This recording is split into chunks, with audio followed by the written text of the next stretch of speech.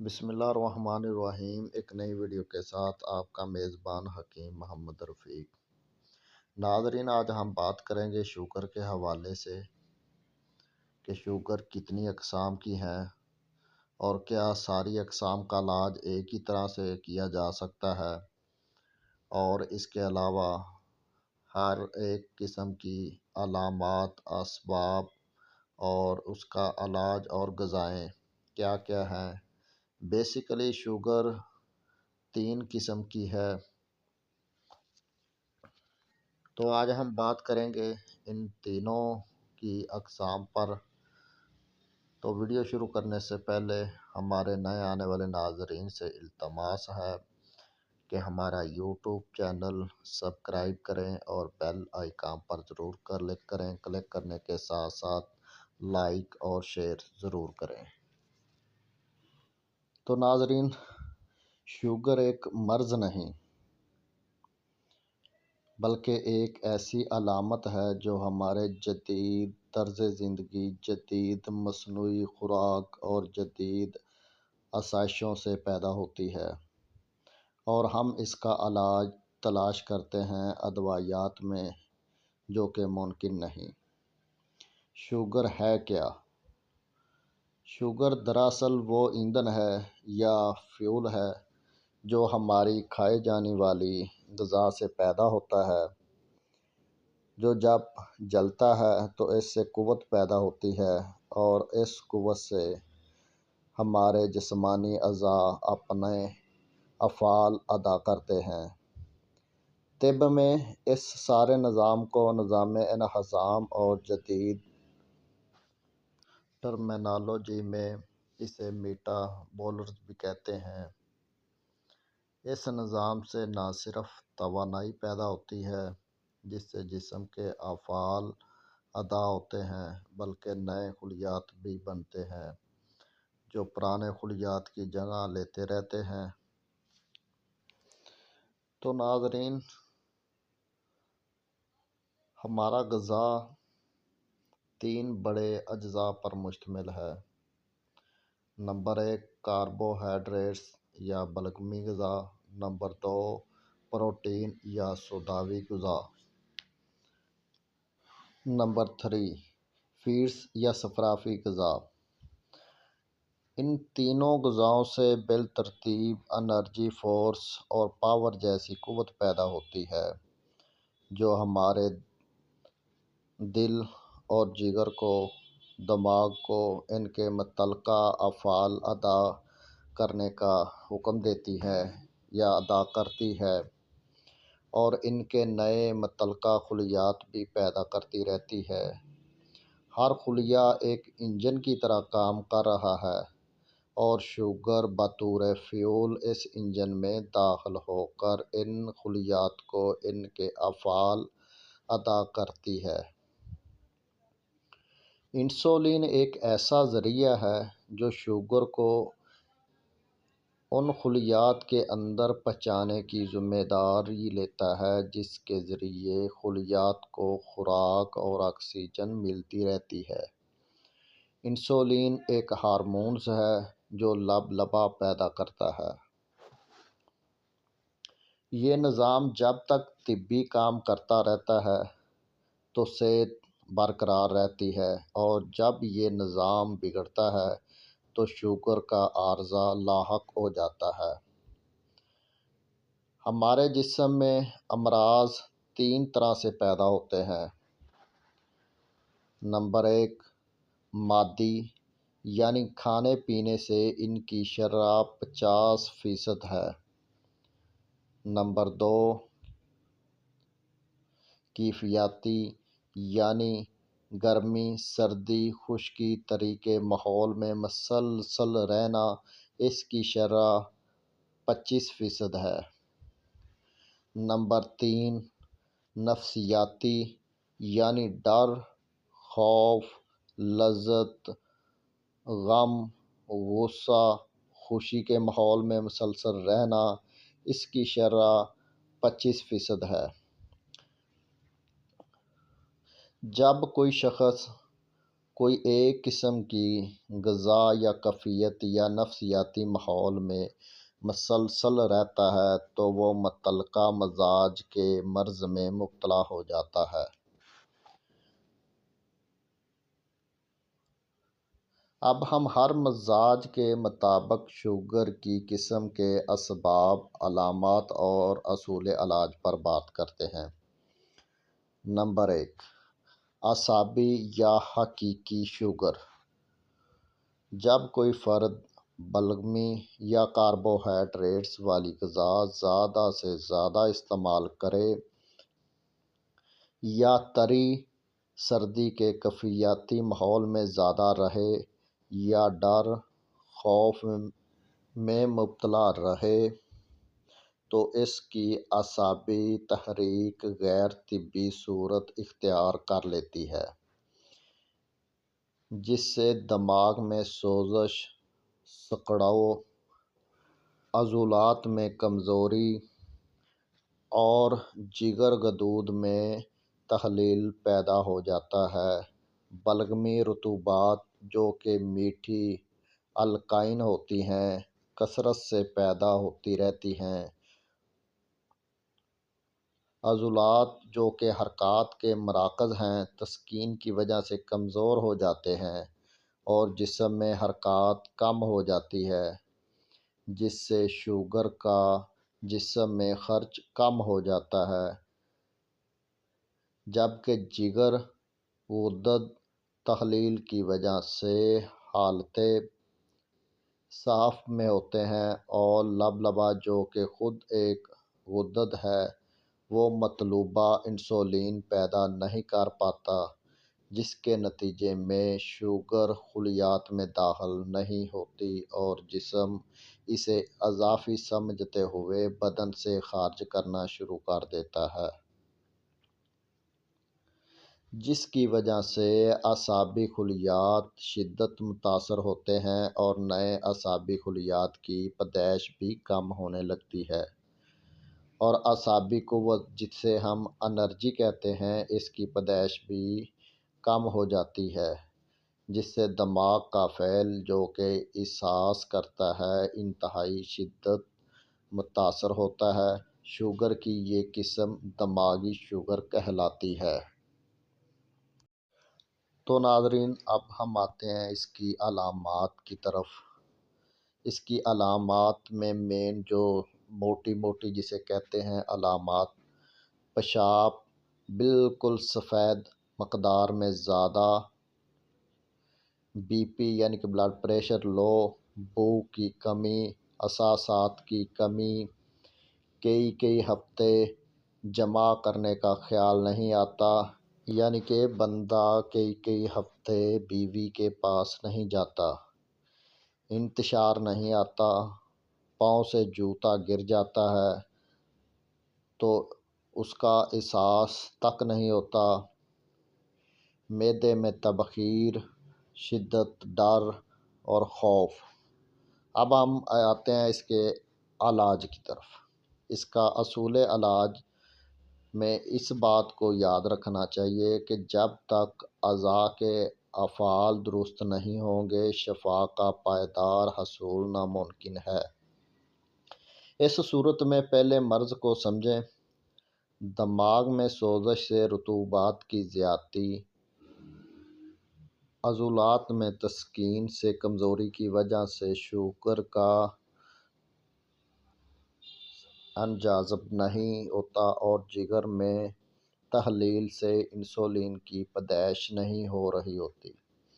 نتیجے کے طور پر شوگر کی پیدائش زیادہ ہوتی ہے اور خرچ نہیں ہوتی، اور اس شوگر کو خلیات میں منتقل کرنے والی انسولین پیدا نہیں ہو رہی، اس لیے شوگر کا حملہ بے حد شدید ہوتا ہے۔ علاج کے طور پر ہم عضلات میں تحریر پیدا کریں گے، جس سے عضلات کی کمزوری دور ہونا شروع ہو جائے گی اور شوگر جسم میں خرچ ہونے لگے گی۔ عضلات میں تحریر پیدا کرنے سے غدد میں تسکین اور سکون پیدا ہو کر اس کی تخلیل رک جائے گی اور اس میں قوت پیدا ہو کر انسولین پیدا ہونا شروع ہو جائے گی، جس سے شوگر کا خلیات میں انجذب شروع ہو جائے گا۔ اس سب سے پہلے یہ چیزیں فوری طور پر مریض کی بند کر دیں، ورنہ شوگر سے نجات ناممکن ہوگی۔ نمبر 1، چینی۔ نمبر 2، بناسپتی گھی۔ نمبر 3، بلائلر مرغی۔ نمبر 4، گندم کا آٹا۔ اور مریض کو غذائی مرکبات میں بھنے چنے، کشمکش، انجیر، یہ 5 دانے، کشمکش کے 10 دانے اور بھنے ہوئے چنے یہ 20 دانے دن میں 3 بار دیں۔ یہ دماغی شوگر کے لیے بہترین علاج ہے۔ اور اس کے علاوہ مربع ہریڑ 2 عدد پانی سے اچھی طرح دھو کر نہار منہ کھائے۔ اور اس کے علاوہ پھلوں میں ترش، جس میں ترشی زیادہ ہو پھل، وہ استعمال کرے۔ سیب، فالسا، آلو بخارا، جامن، کنو، فروٹر، لیمو، دہی، اسٹرابری، مچھلی، بڑا گوشت، چنے، مٹر۔ اور اس کے علاوہ مریض نے جو روٹی کھانی ہے وہ بیسن 10 کلو، گندم 5 کلو، تل 1 کلو، ان کو ملا کر آٹا بنوا کر اس کی روٹی کھائیں۔ تو یہ ناظرین ہوگی پہلی صورت۔ اب ہم آتے ہیں اس کی دوسری صورت کی طرف، یعنی معدی یا قلبی شوگر۔ اسے معدی بھی کہا جاتا ہے اور قلبی شوگر بھی۔ یہ شوگر قلب، عضلات اور معدے کی سوزش سے پیدا ہوتی ہے۔ اس میں عضلات میں سوزش سے سگڑاؤ، جگر غدود میں تسکین سے کمزوری اور دماغ اعصاب میں تحلیل سے صاف پیدا ہوتا ہے۔ عضلاتی سگڑاؤ سے جسم میں خشکی، تیزابیت بہت ہوتی ہے۔ جگر غدود میں تسکین سے کمزوری کی وجہ سے لبلبا انسولین پوری طرح نہیں بنا رہا ہوتا، جبکہ اعصابی تحلیل سے رطوبات بھی تحلیل ہو رہی ہوتی ہیں۔ ایسی صورت میں جو کہ انسولین ضرورت سے کم پیدا ہوتی ہے، اس لیے شوگر مطلوبہ مقدار میں خلیات میں نہیں پہنچ پاتی۔ اس لیے باقی مانند شوگر کو طبیعت بدن اضافی سمجھتے ہوئے بدن سے خارج کرنا شروع کر دیتی ہے، جو کہ لیب رپورٹ میں مثبت آتی ہے۔ اگر لیب رپورٹ کروائی جائے تو اس میں وہ مثبت آئے گی۔ تو اس کی اب ہم چلتے ہیں علامات کی طرف۔ اس کی چیدہ علامات میں گیس، قبض، تیزابیت، نیند کی کمی، خارش، یورک ایسڈ، السر معدہ، رسولیاں، بواسیر، پیشاب مقدار میں کم اور رنگت میں سرخ آتا ہے،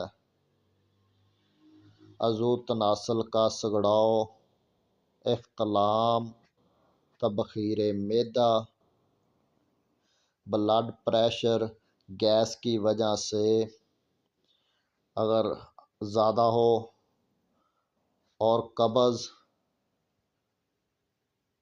بڑے بڑے نہ پکنے والے پھوڑے، مادہ منویہ کی کمی یعنی کہ منی کی کمی، عضو تناسل میں انتشار سختی اور حرکات میں کمی۔ یہ اس کی چیدہ چیدہ علامات تھی۔ اب ہم آتے ہیں اس کے اصول علاج کی طرف۔ علاج کے لیے ہم غدی تحریر پیدا کریں گے، اور جتنا جلدی ہم ایسا کریں گے اتنا ہی جلدی شفا ملے گی۔ جب ہم غدی تحریر پیدا کریں گے تو اس سے کیا ہوگا؟ غدی تحریر پیدا کرنے سے غدت طاقت میں آنا شروع ہو جائے گی۔ لبلبہ بھی جو کہ ایک غدد ہے، اسی لیے اس میں بھی طاقت آ کر انسولین کی پیدائش پوری طرح ہونے لگے گی،